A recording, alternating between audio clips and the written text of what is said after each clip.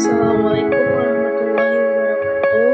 Perkenalkan, nama saya Nada Hidarsi, NIM 21060167. Baiklah, sekarang di sini saya akan menjelaskan tentang mata kuliah statistika lanjutan, yaitu materinya adalah yang ke-bab 12, yaitu materinya teori pendugaan statistik.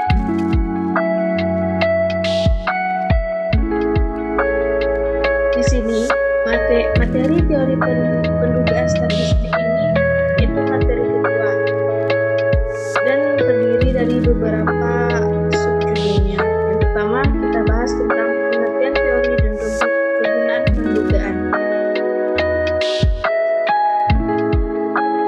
Penduga tunggal sebagai fungsi unsur populasi. X rata-rata atau SD sama dengan F X1, X2 sampai dengan Xn, di mana X rata-rata sama dengan 1/n A X1. X rata-rata sama dengan 1/n X1 tambah X2 tambah sampai dengan Xn. Standar deviasinya yaitu S kuadrat sama dengan 1/n kurang 1A dalam kurung X1 kurang X rata-rata kuadrat. S kuadrat sama dengan 1/n kurang 1 dalam kurung X1 per X rata-rata kuadrat tambah X kuadrat kurang X rata-rata kuadrat tambah sampai dengan Xn kurang X rata-rata kuadrat. Di sini adalah contohnya. Gambaran dari pendugaan tunggal sebagai fungsi unsur populasi. Berikutnya, sifat-sifat penduga. Yang pertama, penduga tidak bias. Penduga titik dikatakan tidak bias jika di dalam sampel random yang berasal dari populasi, rata-rata atau nilai harapan dari statistik sampel sama dengan parameter populasi atau dapat dilambangkan dengan X rata-rata. Yang di sini adalah gambar penduga bersifat tidak bias. Gambar yang B adalah gambar penduga bersifat bias.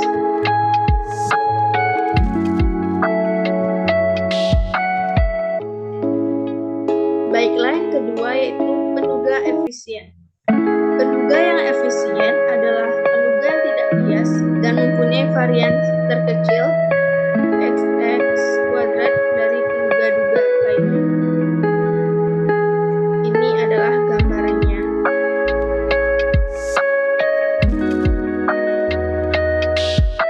Yang ketiga adalah penduga konsisten. Penduga yang konsisten adalah nilai dugaan X rata-rata yang semakin mendekati nilai yang sebenarnya dengan semakin bertambahnya jumlah sampel. Di sini adalah gambaran tentang penduga konsisten.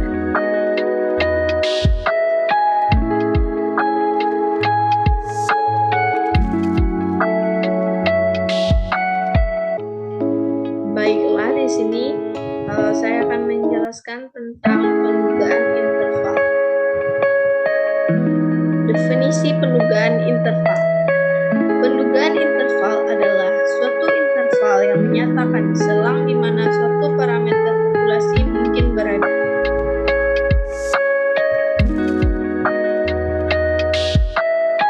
Rumus interval pendugaan yaitu S kurang ZS X kecil dari P kecil dari S tambah ZS X sama dengan C, di mana S artinya statistik yang merupakan pendugaan parameter populasi, yang P merupakan parameter populasi yang tidak diketahui, sedangkan SX standar deviasi distribusi sampel statistik, Z merupakan suatu nilai yang ditentukan oleh probabilitas yang berhubung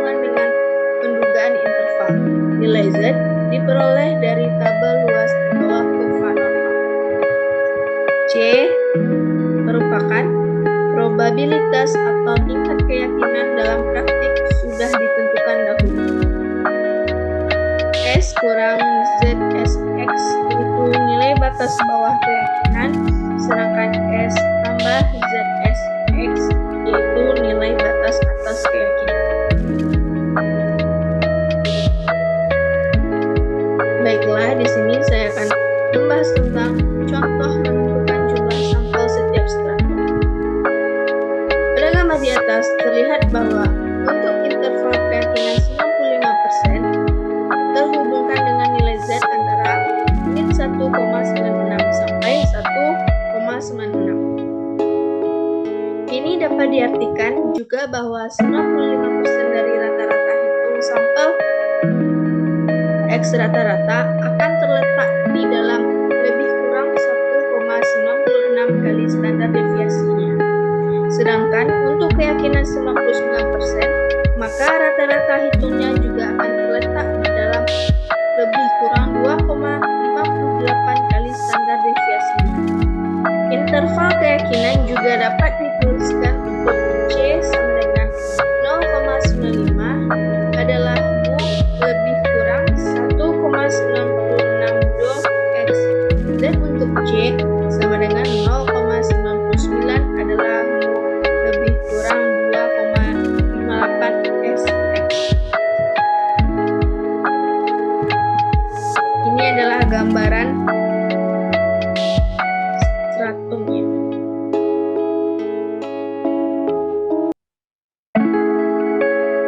Gambaran ini yaitu luas kurva. Luas kurva adalah 1 dan simetris yaitu sisi kanan dan kiri luasnya sama yaitu 0,5. Nilai C sama dengan 0,95. Apabila dibagi menjadi dua bagian simetris, maka menjadi 0,4750 yang diperoleh dari 0,95/2. Apabila digunakan tabel luas di bawah kurva normal untuk probabilitas 0,4750, maka akan diperoleh nilai Z sebesar 1,96. Begitu juga dengan C, C sama dengan 0,99, maka probabilitasnya adalah 0,99/2 sama dengan 0,4950. Nilai probabilitas ini terhubung dengan nilai Z. Z sama dengan 2,58. Setelah menemukan nilai Z dan standar deviasinya, maka dapat dibuat interval keyakinan dengan mudah. Misalnya untuk C sama dengan 0,95 adalah P dalam kurung min 1,96 SX kurang dari mu kurang dari tambah 1,96 SX sama dengan 0,90. Sedangkan untuk C sama dengan 0,99 adalah P dalam kurung X rata-rata kurang 2,58 SX kurang dari mu kurang dari X rata-rata tambah 2,58 SX sama dengan 0,99.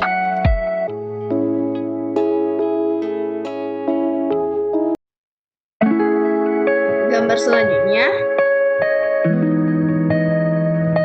pada gambar di atas terlihat bahwa interval 1 dengan nilai rata-rata X rata-rata interval 95 dengan rata-rata 95 X 95 mengandung nilai parameternya, yaitu dan hanya X kuadrat 96 sampai X kuadrat 100 atau 5% interval saja yang tidak dari statistik mengandung mu. Jadi interval keyakinan C sama dengan 95 dapat diartikan bahwa sebanyak 95% interval dan statistik X rata-rata mengandung nilai parameter aslinya, yaitu mu, dan hanya 5% interval saja yang tidak mengandung parameter. Baiklah, selanjutnya kita akan membahas tentang kesalahan standar dari rata-rata hitung sampel. Kesalahan standar dari rata-rata hitung sampel. Kesalahan standar dari rata-rata hitung sampel adalah standar deviasi distribusi sampel dari rata-rata hitung sampel. Kesalahan standar dari rata-rata hitung dihitung dengan rumus sebagai berikut. Untuk populasi tidak terbatas, N kecil per N besar kecil dari 0,05 XX SX sama dengan S per akar N. Untuk populasi yang terbatas dan N kecil per N besar dari 0,05. Rumusnya SX sama dengan S per akar N kurang N kecil per N kurang 1, di mana do standar deviasi populasi XX merupakan standar error atau kesalahan standar dari rata-rata hitung sampel. N kecil jumlah atau ukuran sampel, N besar yaitu jumlah atau ukuran populasi. Selanjutnya kita akan membahas menyusun interval keyakinan. Contoh interval keyakinan rata-rata hitung. Interval keyakinan untuk rata-rata hitung dirumuskan dengan X rata-rata lebih kurang Z alpha per 2S per KN. Untuk populasi yang terbatas, faktor koreksi menjadi akar N besar kurang N kecil per N besar kurang 1. Nilai X rata-rata merupakan rata-rata dari sampel, sedangkan nilai Z merupakan beberapa nilai C yang dapat disajikan sebagai berikut.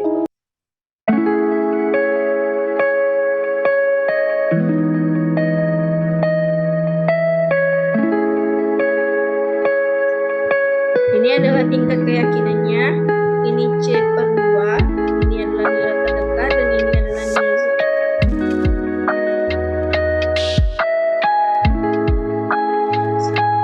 Selanjutnya, berdasarkan pada nilai Z dan diasumsikan bahwa N besar dari 30, dapat disusun interval beberapa keyakinan sebagai berikut. Yang pertama, interval keyakinan 99%, X rata-rata lebih kurang 2,58 X per KN. Yang kedua, interval keyakinan 98%, X rata-rata lebih kurang 2,33 S per akar N. Yang ketiga, interval keyakinan 95%, X rata-rata lebih kurang 1,96 S per akar N.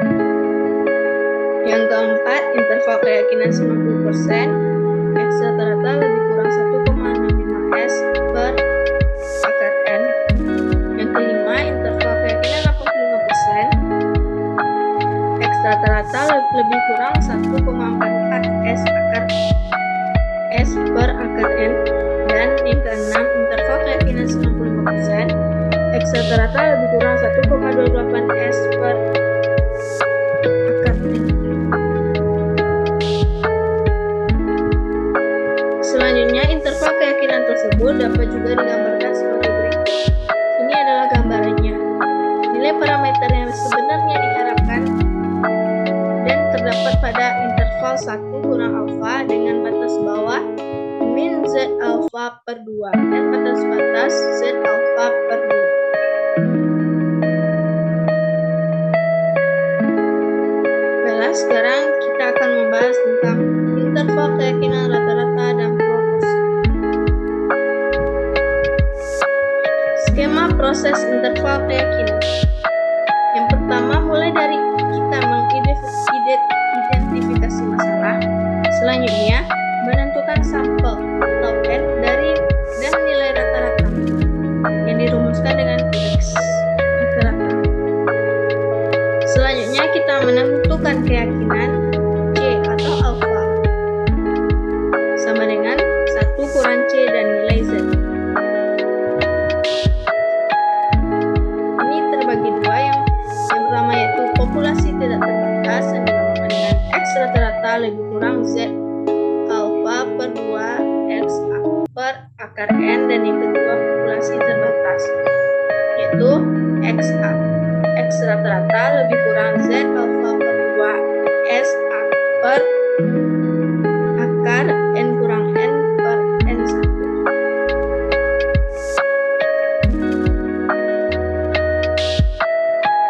Distribusi normal dan standar deviasi populasi diketahui.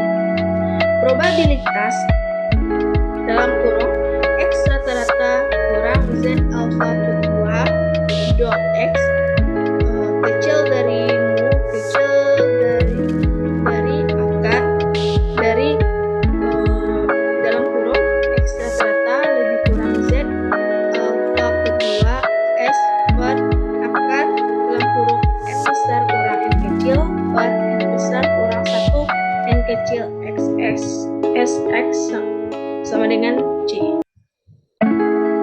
di mana X rata-rata yaitu rata-rata dari sampel, Z alfa per 2 yaitu nilai Z dari tingkat kepercayaan alfa, yang mu merupakan rata-rata populasi diduga, do X merupakan standar error atau kesalahan standar dari rata-rata hitung sampel, C tingkat keyakinan, alfa sama dengan dalam kurung 1 kurang C.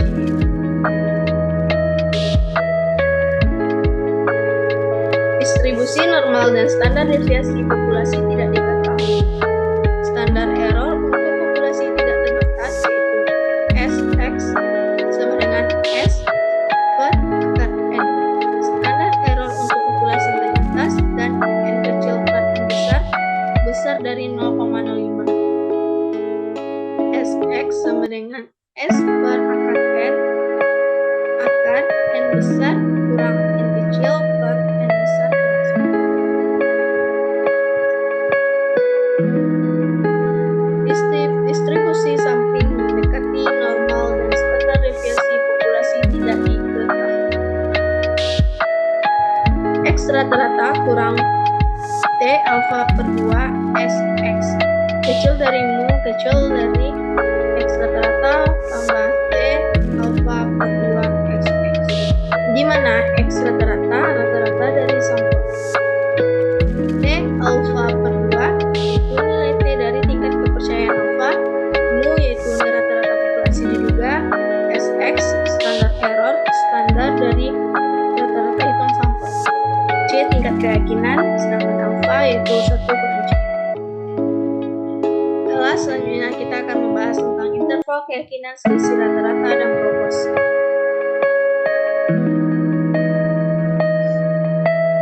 Untuk populasi T terbatas, rumusnya adalah SP sama dengan akar T dalam kurung 1 kurang T per N kurang 1. Akar N besar kurang N kecil per N besar kurang 1. Untuk populasi yang terbatas yaitu SP sama dengan akar P dalam kurung 1 kurang P per N1. Bentuk pendugaan proporsi populasi dirumuskan sebagai berikut.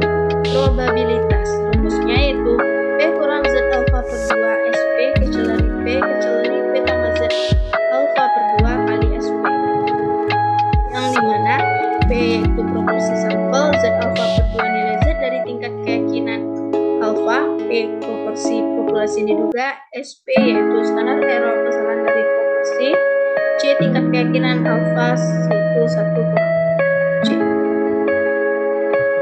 Yang terakhir kita akan membahas tentang memilih ukuran sampel.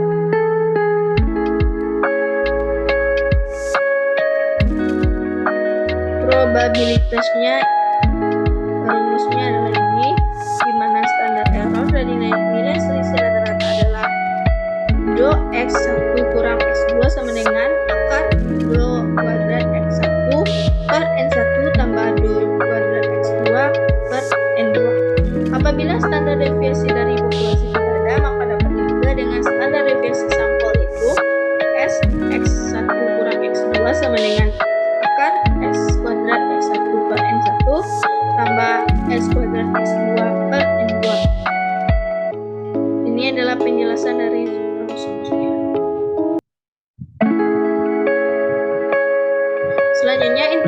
keyakinan untuk selisih proporsi probabilitas, yaitu dalam kurung P1 kurang P2 kurang Z alfa per 2 kali S P1 kurang P2 kecil dari P1 kurang P2 kecil dari P1 kurang P2 tambah Z alfa per 2 kali S P1 kurang P2, di mana standar error dari nilai selisih proporsi adalah S P1 kurang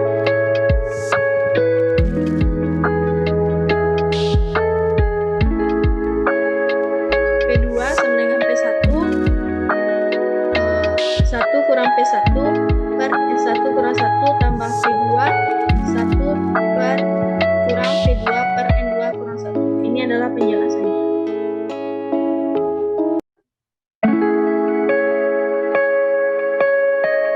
Faktor ukuran sampel. Faktor yang mempengaruhi jumlah sampel. 1. Tingkat keyakinan yang dipilih. 2. Kesalahan maksimum yang diperbolehkan. 3. Variasi dari populasi. Rumus jumlah sampel untuk menduga rata-rata populasi. Rumus jumlah sampel dalam populasi dirumuskan sebagai berikut. N sama dengan dalam kurung Z alfa per 2 kali 2 per sigma kuadrat. Rumus tersebut diturunkan dari interval keyakinan sebagaimana digunakan sebagai berikut. Ini adalah rumus turunannya. Rumus jumlah sampel untuk menduga rata-rata proporsi populasi. Untuk mendapatkan rumus jumlah sampel dalam pendugaan proporsi populasi dapat diturunkan sebagai berikut. Ini adalah turunannya. Baiklah, sekian dari saya atas penyampaian materi bab 12 ini. Jika ada kesalahan, mohon